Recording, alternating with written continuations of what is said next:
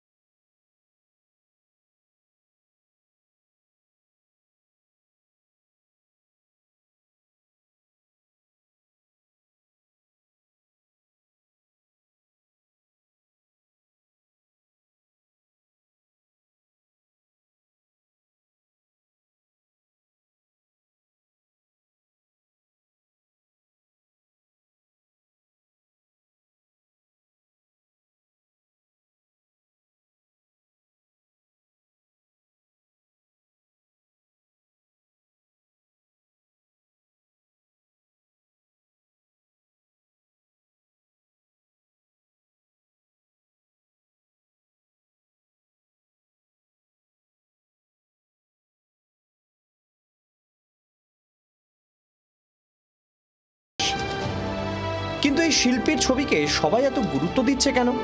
Covid নিয়েও নাকি তার মাঙ্গায় অতীতে সতর্ক করেছিলেন তাতসুকে। সেই ভবিষ্যৎবাণী মিলে যাওয়ায় নতুন ভবিষ্যৎবাণী নিয়ে এত শোরগোল। তিনি ভবিষ্যৎ দেখতে পান বলে দাবি। অনেকের বিশ্বাস, ভবিষ্যতে কি ঘটতে চলেছে তা তার চোখের সামনে ফুটে উঠলে সেই সব দৃশ্য তিনি ছবির আকারে এঁকে রাখেন। এই শিল্পীর আঁকা বেশ কিছু ছবি ইতিমধ্যেই বিপর্যয় বলে সত্যি প্রমাণিত হয়েছে। সুনামি ও ভূমিকম্পের পূর্বাভাসের কথা বিশ্বাস করতে শুরু করেছেন জাপান এবং আশপাশের অঞ্চলের বাসিন্দারা। ফলে হঠাৎ করেই পড়তে শুরু করেছে জাপানের বিমানের টিকিটের দর। এখানেই শেষ নয়, 2030 সালে কোভিডের আরও ভয়ঙ্কর রূপ ফিরে আসবে বলে দাবি করেছেন এই শিল্পী। ব্যুরো রিপোর্ট, জি 24 ঘন্টা।